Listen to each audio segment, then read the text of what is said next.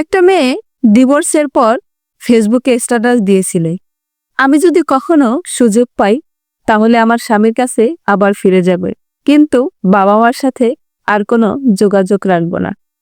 একটা কথা কি জানেন, ডিভোর্স হওয়ার পেছনে কিছু কারণ আছে। সেটা বেশিরভাগ সময়ই ভিন বোঝাবুঝির ক্ষেত্রে হয়ে থাকে, আবার কখনো তৃতীয় ব্যক্তির কথায় কিন্তু ডিভোর্স হয়ে থাকে। ডিভোর্স হয় এটা যেমন সত্যি, ঠিক তেমনি ডিভোর্সের পর একটা মেয়েই জানে তার উপর দিয়ে কি ঝড় বয়ে যায়। তবে আর যাই হোক, দুজনেরই সমান কষ্ট হয়, তবে তার থেকে তুলনামূলকভাবে একটি মেয়েই বেশি কষ্ট পায়।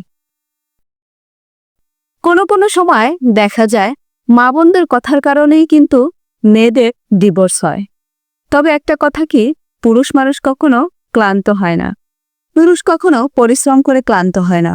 আপনজনের কাছ থেকে অবহেলা পেলে পুরুষ একটু কষ্ট হলেও মেনে নেয়, কারণ তার পরিবারের মুখে হাসি ফোটাতে হবে, তার ফ্যামিলিকে সুখে রাখতে হবে, তার সন্তানকে ভালো রাখতে হলে তার কঠোর পরিশ্রম করতে হবে, আর তার কঠোর পরিশ্রম দিয়ে সে তার ফ্যামিলিকে ভালো রাখে। আর যে পুরুষ পরিশ্রম করে তার ফ্যামিলিকে ভালো রাখার জন্য, সে পুরুষ সবসময় তার ফ্যামিলিকে তার নিজের থেকেই বেশি ভালোবাসে। একটা পুরুষ তখনই কষ্ট পায় যখন তার আপন মানুষগুলো তার থেকে দূরে সরে যায়। একটা পুরুষ তখনই কষ্ট পায় যখন তার পরিবার থেকে পাওয়া আঘাতগুলো খুব কাছে থেকে পায়।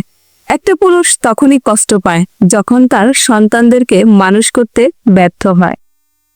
আর এই যে ডিভোর্স, এই ডিভোর্সটা একমাত্র তৃতীয় ব্যক্তির কারণেই হয়ে থাকে।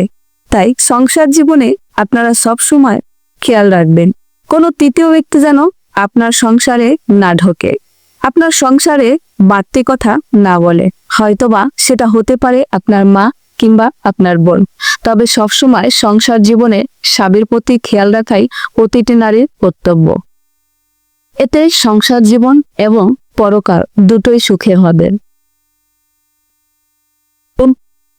একজন পুরুষ যখন তার পরিবার থেকে অবহেলা পায়, তখন উঠে দাঁড়ানোর শক্তিটাই হারিয়ে ফেলে। তাই তো পুরুষকে অবহেলা নয়, সবসময় মন থেকে ভালোবাসো। পুরুষ তোমার জন্য সবকিছু করতে পারে, তাহলে তুমি কেন পারবে না? তোমারও পারতে হবে, কারণ ভুল বোঝাবুঝি আর দ্বিধাদ্বন্দ্ব ডিভোর্সের মূল কারণ। এই ভুল বোঝাবুঝি থেকে আমাদের বেরিয়ে আসতে হবে, এই দ্বিধাদ্বন্দ্ব আমাদের ভুলে যেতে হবে সংসারটাকেও সুখী রাখার জন্য। এত অসম্মান আর এত ভুল বোঝাবুঝির পরেই কিন্তু ডিভোর্সটা হয়।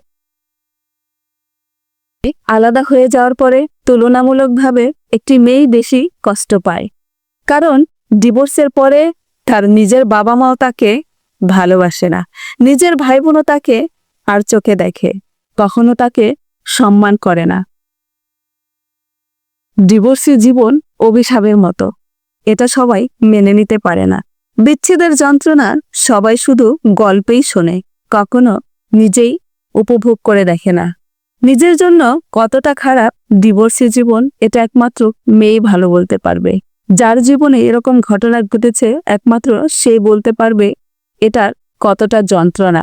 তাই তো আমার বিবাহিত বোনদের উদ্দেশ্যে একটি কথাই আমি বলতে চাই, তোমরা সংসার জীবনে তোমাদের স্বামীকে সম্মান করো, ভালোবাসো, অবহেলা করো না। আর সামান্য কিছু ভুল বোঝাবুঝির কারণে ডিভোর্স পর্যন্ত যেও না। চাইলেই তুমি তোমার সংসারটাকে জান্নাতের বাগান বানিয়ে ফেলতে পারো, একটু সম্মান, একটু ভালোবাসা আর একটু কেয়ারিং এর মাধ্যমে। সো আজ এ পর্যন্তই, সবাই ভালো থাকবেন। আল্লাহ হাফেজ।